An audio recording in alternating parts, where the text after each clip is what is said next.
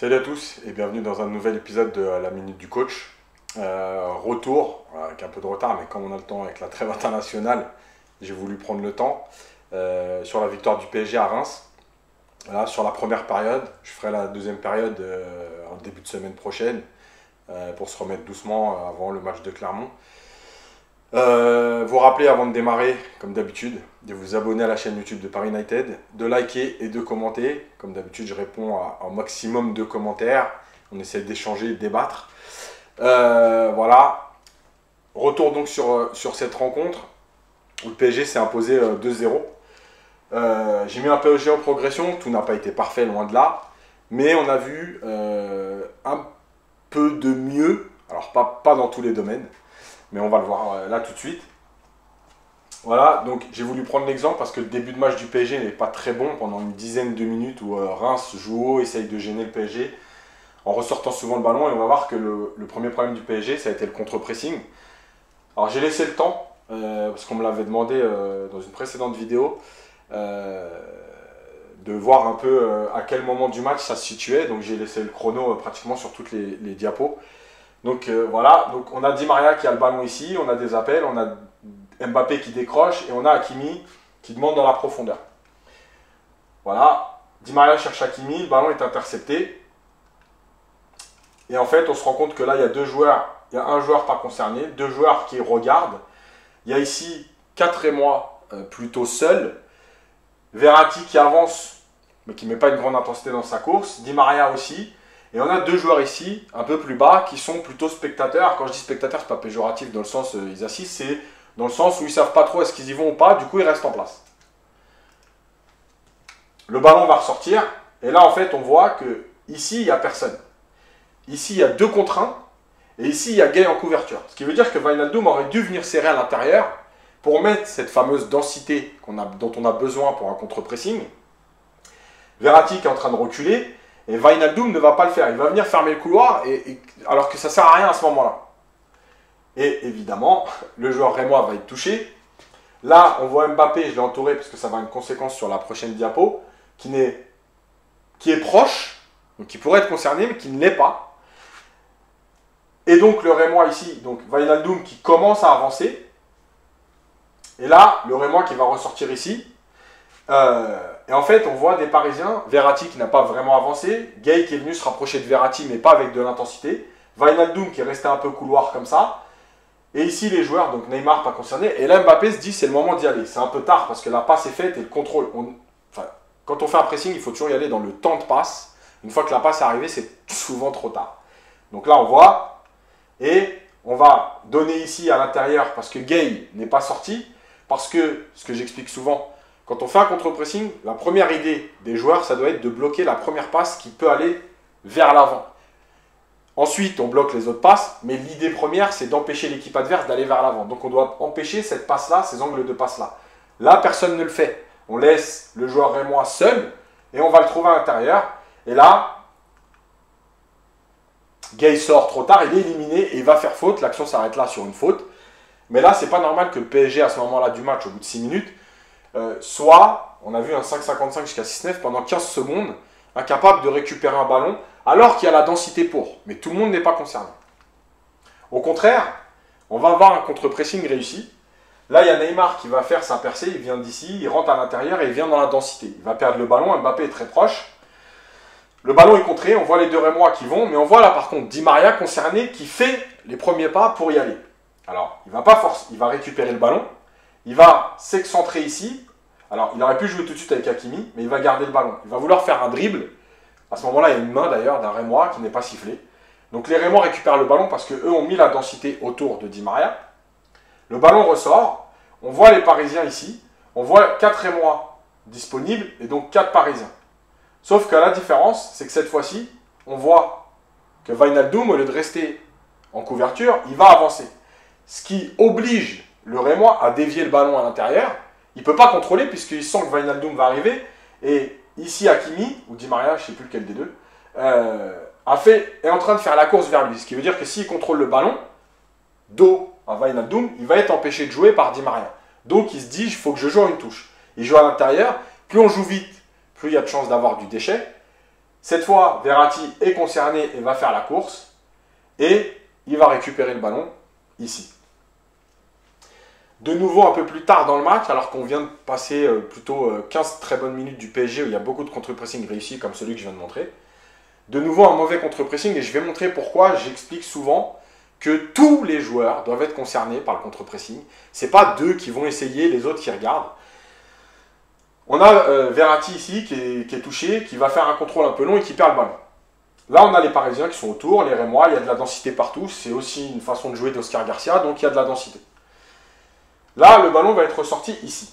On voit Neymar qui fait la course. On voit Diallo qui est haut. On voit Verratti qui vient à l'intérieur. Mbappé qui est là pour l'instant, il n'est pas trop mal placé, même si on voit bien qu'il est sur ses appuis et qu'il n'est pas concerné. Et j'ai entouré en jeu de Di Maria parce que c'est lui qui va avoir l'importance. Et je voulais bien montrer cette action. Parce que Di Maria a fait beaucoup de contre-pressing, beaucoup d'efforts sur le match de Reims. On l'a vu tacler, on l'a vu courir, on l'a vu défendre. Et je voulais montrer que, parce qu'il paraît que je m'en prends souvent à Mbappé ou à Neymar dans ces phases de jeu, je voulais montrer qu'en fait c'est vraiment tout le monde qui doit être concerné. Et effectivement, même quand Di Maria ne l'est pas une fois, ça pèse dans ce fameux contre-pressing. Le ballon est coté, Neymar se jette parce qu'il pense que le Rémois va chercher couloir. Et là en fait, Verratti se situe entre les deux. Pourquoi? Parce que s'il va là, il laisse le joueur qui est libre ici. Et s'il reste là, il laisse le joueur. Donc il est obligé de se mettre entre deux. Diallo a pris au marquage le long de la ligne, donc il va fermer le joueur.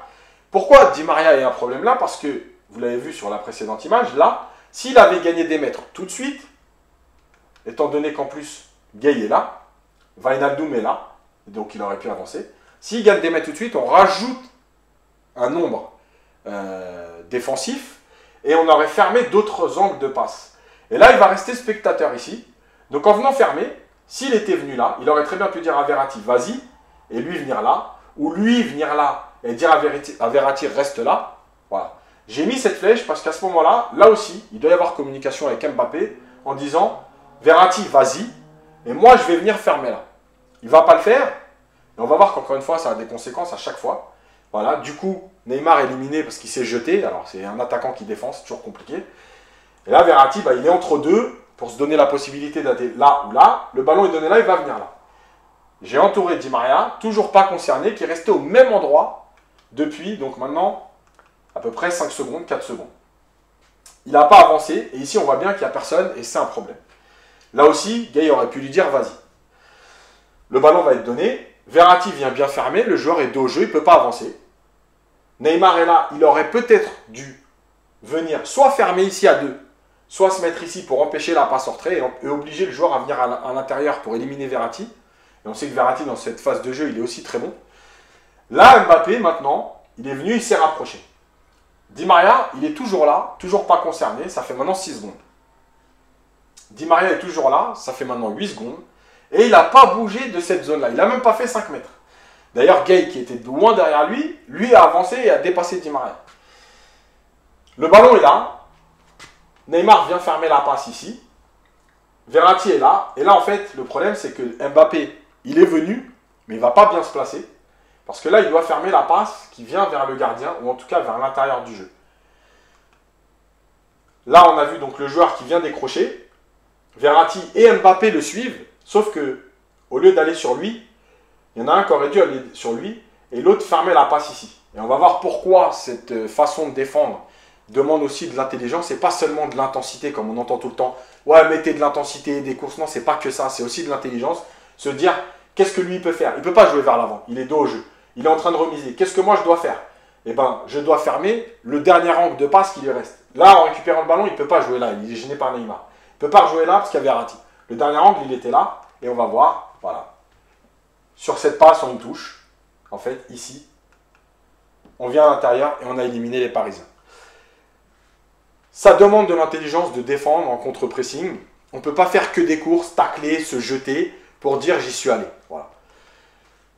Et on a vu le positionnement de Di Maria qui n'a pas bougé et qui a à force créé un problème puisque s'il avait avancé, on aurait ajouté une personne en plus et je pense que Paris aurait récupéré le ballon. Contre-pressing réussi de nouveau, quelques minutes après, avec du jeu vers l'avant et je vais montrer pourquoi. Le ballon est là, donc le Rémois a récupéré le ballon. Hakimi, lui, il est là, mais il vient tout de suite. Il ne s'arrête pas de jouer, il vient tout de suite pour gêner le joueur. Voilà, on le voit là. Il empêche donc un premier jeu vers l'avant. Le ballon va ressortir. Ici, Wijnaldum est venu. Hakimi reste là et Gueye est là. Alors, au départ, là, Gueye est un peu loin, mais il est assez tonique pour avancer dans le temps de passe. Et comme le joueur est orienté, il ne peut pas faire autre chose. Là, Gueye lit bien le jeu et il se dit, il peut jouer que là. Donc, je vais y aller. Voilà, on le voit tout de suite et il y va. Résultat, il contrôle le ballon. Le ballon ne va pas être récupéré. Donc là, on voit, il contrôle le ballon. C'est ce joueur-là qui va donner sur le côté. Mais de nouveau, Hakimi vient tout de suite, on le voit dans sa course, pour gêner. On voit Gueye qui continue son effort pour gêner cette passe-là, et Wijnaldum qui reste ici au marquage. Donc, il reste une solution qu'on ne voit pas malheureusement à l'écran au départ, sur le côté, ici, le long de la ligne. Mais quand on est le long de la ligne, évidemment, l'angle de passe, il devient réduit, puisqu'on ne peut pas jouer à droite, enfin, du côté de la tribune, puisqu'il n'y a plus personne, il y a touche. Donc, on est obligé de jouer à l'intérieur. Et c'est beaucoup plus facile à lire. Du coup, tout le monde vient fermer. Wijnaldum est venu avec Verratti. Le ballon va quand même ressortir, mais Paris reste en place. Et on voit bien des joueurs qui restent concernés. Voilà. Et là, encore une fois, quand le Rémois va récupérer le ballon, en fait, il n'a qu'une solution. Voilà, ici, c'est de jouer à l'intérieur. Alors évidemment, s'il y a la qualité technique et que le ballon est très bien donné là, ça peut faire très mal. Mais comme Gueye va bien lire le jeu, il va venir contrer ce ballon. Et pourquoi je disais, c'est des petites choses qu'on ne voit pas, par exemple, là c'est Verratti, mais il y a plein de petites choses dans un match auxquelles on ne fait pas attention, mais qui sont très importantes. Verratti, donc le ballon est contré, il est légèrement en l'air, on le voit là, il y a un joueur là. La solution, encore une fois, l'histoire des 2 ou 3 solutions, choisir la meilleure, la plus facile, la plus simple, la plus sécurisée. Là, on se dit à première vue, dos au jeu. Le plus simple, c'est de ressortir ici sur Wijnaldum et de garder le ballon. En plus, Wijnaldum, il y a Marquinhos à côté de lui, il est seul, sécurité, je ne prends pas de risque, je joue le ballon vers l'arrière et on ne perd pas le ballon. Sauf que voilà ce qu'on ne voit pas souvent et qui est très important, c'est que Verratti, lui, il a vu ici ce qui se passait, et il a vu qu'ici, il y avait un énorme espace, que Gueye avait la position préférentielle par rapport au joueur, c'est-à-dire que ce n'est pas le joueur qui est devant Gueye, c'est Gueye qui est devant le joueur. Résultat, comme il a pris l'information avant, et ben voilà, il va jouer, donc je remets là, et il va jouer tout de suite vers l'avant. Résultat, non seulement on n'a pas reculé et permis au bloc rémois d'avancer, mais en plus, on repart sur une attaque contre une équipe qui n'est pas forcément en place à ce moment-là et qui ne s'attend pas à ça. Donc, résultat, Gueye, l'espace utilisé, il vient là, et il va trouver Di Maria. Voilà, j'ai arrêté là parce qu'en fait, après, Di Maria va trouver Neymar, et il va y avoir faute sur Neymar. L'importance de la prise d'information de Verratti, et de ce jeu vers l'avant qui est un peu inattendu parce que beaucoup de joueurs auraient joué vers l'arrière pour récupérer le ballon. On vient de sortir d'une phase de contre-pressing, on a récupéré le ballon, on vient de faire un effort, je donne pour ne pas la perdre.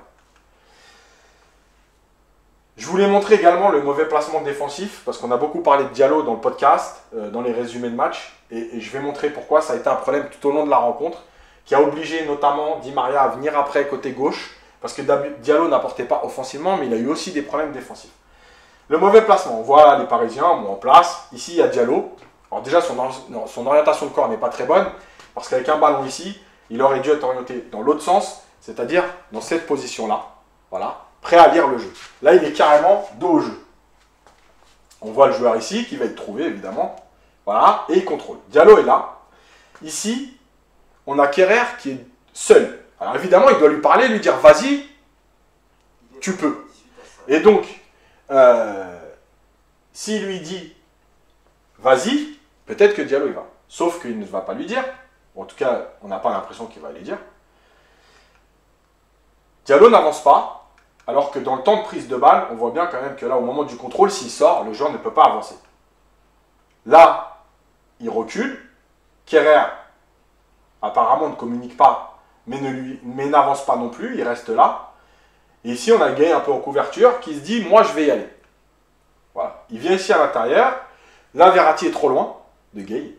Il doit venir beaucoup plus à l'intérieur pour éviter ce joueur-là. Parce que si là, le joueur lève la tête et qu'il le trouve ici, on a quand même un joueur qui arrive plein axe. et avec un intervalle entre les deux défenseurs qui est énorme, avec un joueur éliminé, un joueur éliminé, un joueur éliminé. Donc là, Verratti est très mal placé, il doit venir beaucoup plus à l'intérieur. Le joueur élimine Gay, et là, on voit bien Diallo qui est complètement sur les deux appuis, sur ses deux pieds au sol. Et en gros, je ne bouge plus, voilà, je ne suis plus concerné. Le joueur est rentré à l'intérieur.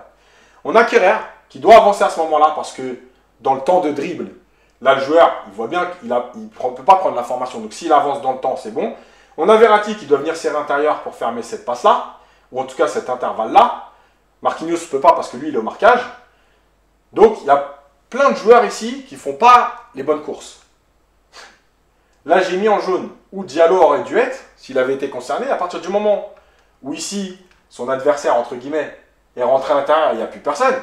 Évidemment que Diallo doit rentrer à l'intérieur pour protéger son but, ce que j'ai expliqué souvent, l'axe ballon-but. En resserrant à l'intérieur, il réduit l'intervalle ici.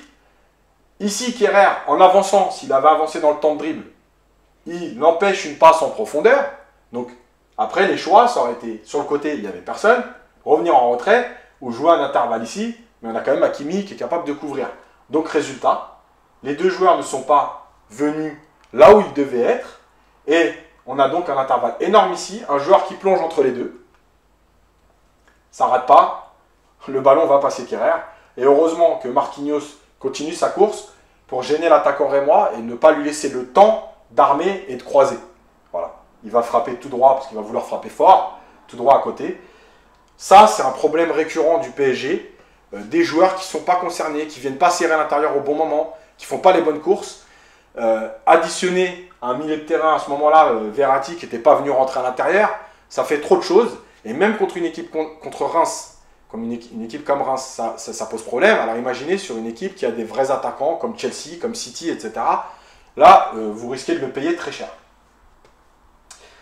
Malgré tout, le PSG a mis du mouvement dans ce qu'il a fait, dans certaines séquences. Là, on le voit, c'est la 29e minute, donc on est dans le temps fort des 20-25 minutes entre la 10e et la 35e, où le PSG a vraiment mis du contre-pressing, du mouvement. Alors, il ne s'est pas créé beaucoup d'occasions, mais en tout cas, il a eu beaucoup de possession, il a tenté des choses. Là, c'est Mbappé qui a décroché au milieu de terrain et qui va venir côté. Il vient trouver ici Hakimi. On voit Wijnaldum, je l'ai entouré pour montrer après son importance. Donc, Hakimi est trouvé, mais on voit que là, Mbappé, il ne donne pas le ballon. Et il attend, en rentrant à l'intérieur, en gros, redonne-le-moi ici, je vais refaire des dribbles. Là, il a décidé d'y aller. Donc on voit son appel, il donne et il passe. Il passe dans le dos. Hakimi va jouer avec. Là, on voit Abdelhamid qui se dit, tiens, Mbappé, il plonge, il faut que je le suive. Du coup, il lâche Wijnaldum. Hakimi va prendre appui sur Wijnaldum, qui va, lui, jouer avec Mbappé, parce que là, en fait, la passe n'était pas jouable. On voit le Rémois qui défend. Là, on ne peut pas la mettre. Elle aurait été contrée. Résultat, il vient intérieur, un triangle. Tac, tac, et on vient dans la profondeur. Et là encore, Hakimi, au lieu de donner et d'attendre, eh ben, il donne à Wijnaldum et il va plonger. Résultat, voilà, on le voit là. Il dédouble. Là, Abdelhamid, il ne peut rien faire. Parce que s'il vient sur un Mbappé, on voit Hakimi qui est en train de partir. Ben, Mbappé va lui donner. Et à ce moment-là, il est mort. Et s'il suit Hakimi, Mbappé rentre à l'intérieur. Donc il est toujours entre deux, on le voit bien, il n'ose pas y aller, il ne peut pas intervenir. Ça ne rate pas. Mbappé lance Hakimi. Hakimi a levé la tête. Là aussi, prise d'info. On ne met pas un ballon comme ça dans le tas en se disant je suis en position de débordement et de centre, je vais la mettre et puis il se passera ce qui se passera. Non, je lève la tête. Là, Neymar est dans le dos du défenseur, il va faire un très bon déplacement, il va les laisser venir fermer et il va rentrer dans le dos. Voilà. Hakimi centre, alors elle n'est pas assez bien donnée, Neymar n'a pas assez d'avance pour pouvoir frapper, du coup il vient au duel, on voit Mbappé qui est venu ici, et en fait là c'est le moment où Mbappé va avoir sa frappe contrée, sortir en corner, c'est pour ça que j'ai pas mis l'image suivante. Puis je voulais finir avec le but d'Mbappé, parce que dans le but d'Mbappé il y a beaucoup de choses, des choses qu'on a dites sur les premières vidéos, et aussi on va voir des choses importantes dans le jeu. Là on a Neymar qui a le ballon côté gauche, donc on est sur une phase de possession et de construction, Paris avait déjà fait tourner, donc je me suis arrêté là. On voit là les joueurs qui veulent venir sur Neymar. On a Mbappé ici, qui est déjà jouable. On a Verratti ici, qui peut très bien être trouvé par Neymar, qui est quand même capable de donner dans cet intervalle-là. On a Wijnaldum là, et encore une fois Hakimi, qui attend son heure, entre guillemets, bien excentré, bien écarté, pour se donner de l'angle, pour se donner du temps, et ne pas rentrer trop tôt. Et on a Gay aussi à l'intérieur, qui peut être trouvé. On va jouer avec Wijnaldum. Wijnaldum va rater son contrôle. le ballon va lui rester un peu dans les pieds. Et là, on a toujours Hakimi là-bas excentré. Et en fait, là où on avait vu les semaines précédentes, Wijnaldum qui rate son contrôle et qui serait revenu ici, puisqu'il y a Diallo tout seul. En gros, je suis mal orienté, on était là, je reviens là. Et bien, pour une fois, Wijnaldum va rester dans son idée de se dire, on continue à renverser pour déplacer le bloc. On va chercher là-bas Hakimi. Il y a un espace à l'intérieur. Il y a Di Maria ici qui s'est excentré. Et il y a Wijnaldum qui continue de venir ici. Et on va voir, ce qui est important, c'est que Hakimi, là, il aurait aussi pu se dire, je ressors avec Marquinhos et on repart dans un temps de possession. Mais le joueur est assez loin, il y a du 1 contre 1, il y a du 1 contre 1. Il faut y aller. Donc lui, il va y aller. Et au lieu de donner le ballon côté, simplement, il va rentrer à l'intérieur. Voilà, on le voit, il rentre à l'intérieur et il donne à Di Maria. Et en fait, là, on voit bien le visage d'Abdelhamid qui regarde Hakimi. Et en fait, Hakimi va plonger ici. Et c'est pour ça que Abdelhamid ne peut pas intervenir sur Di Maria, parce qu'il sait qu'Hakimi va plonger. Et si il n'y va pas assez vite, bah, Di Maria n'a plus qu'à donner le ballon sur le côté pour Hakimi lancer. Là, j'ai mis Mbappé. L'intervalle entre les deux défenseurs qui est assez grand pour qu'Mbappé s'y infiltre. Et en fait, on va voir sous un autre angle. Donc là, voilà, Di Maria n'est pas attaqué. Il va centrer. Et Mbappé va prendre le dessus. J'ai mis un autre angle. Parce qu'en fait, on voit bien pourquoi ça a été un problème. Là, on voit bien la distance. Contrairement à l'autre image. Où Abdelhamid est quand même assez loin de Di Maria. Donc, il se dit, le temps que j'y aille. Là, Hakimi, lui, il est lancé. Et il va très vite. Donc, le temps que j'y aille, si lui, il glisse le ballon là, on est mort. Donc, je ne peux pas y aller. Donc, je reste entre deux en me disant, bah, je vais attendre de voir ce qu'il va faire. Et, on voit bien là, le temps qu'il se décide à avancer un peu, parce qu'Hakimi est là maintenant, en fait, c'est trop tard. Di Maria a tout le temps de centrer. Et on voit ici le déplacement d'Mbappé. Je vais le remettre, voilà. Là, il a vu l'intervalle, regardez bien sa course, voilà. Légèrement en arc de cercle, le ballon est rentrant, et lui, il va bien la prendre pour terminer. Voilà, cette première période à Reims, je pense que c'est peut-être la meilleure depuis le début de saison. Alors évidemment, ça récupère des joueurs, il y a des joueurs qui montent en puissance, qui sont de mieux en mieux physiquement. Mais je pense surtout qu'il y avait plus de joueurs concernés par cette fameuse attitude du contre-pressing, d'aller chercher haut, de récupérer le ballon. Et ça va être important. Par contre, il va falloir que le PSG soit déterminé à contre-presser tout le temps, tout le temps. Je m'explique pourquoi. Parce que cette intensité, cette façon de défendre, il n'y a qu'en Ligue 1 que Paris pourra la travailler. Alors il y a les matchs de Ligue des Champions qui vont arriver, mais en fait il y a 6 matchs de Ligue des Champions. Donc c'est pas assez pour travailler réellement. Paris doit s'obliger, même contre des équipes soi-disant plus faibles, où on sait qu'à un moment donné le talent individuel va faire la différence, à se dire non, nous on doit courir, on doit contre-presser, pour les gêner au maximum, parce que ça doit devenir une habitude. Je répète souvent, ce n'est pas une question de préparation athlétique ou quoi, c'est une question d'habitude. Quand votre corps est habitué à faire des efforts, eh ben quand ça devient une habitude, il est fait naturellement et il est de moins en moins fatigué. Quand vous le faites une fois sur 2, une fois sur 3, que vous savez que votre talent va faire la différence, à l'arrivée, le jour où vous devez le faire 3 fois sur 3, votre corps n'est pas prêt. Donc vous le faites 3 fois sur 3, mais vous êtes cuit au bout de 20 minutes, au bout de 25 minutes, au bout d'une mi-temps. Donc, c'est pour moi l'objectif de la saison. Il n'est même pas dans les résultats, etc. évidemment, mais il est dans cette faculté à faire tout le temps les efforts, même quand le match est facile, même quand l'adversaire semble moins médiatique, moins bling-bling, moins bon, moins fort. Il faut le faire, il faut le faire, il faut le faire. Il faut que ça devienne une habitude. Voilà. On l'a vu là. Même contre Reims, quand un contre-pressing est mal fait, quand un joueur n'a pas envie de faire l'effort à ce moment-là, ou n'est pas capable de faire l'effort à ce moment-là, Reims est capable de sortir des ballons. Voilà. Je ferai la deuxième période, parce qu'il y a des choses à dire encore une fois sur le retour après le vestiaire du PSG, parce que pendant un quart d'heure, ça a encore été pas terrible. Donc je la ferai en début de semaine prochaine. Voilà, et moi je vous dis à bientôt.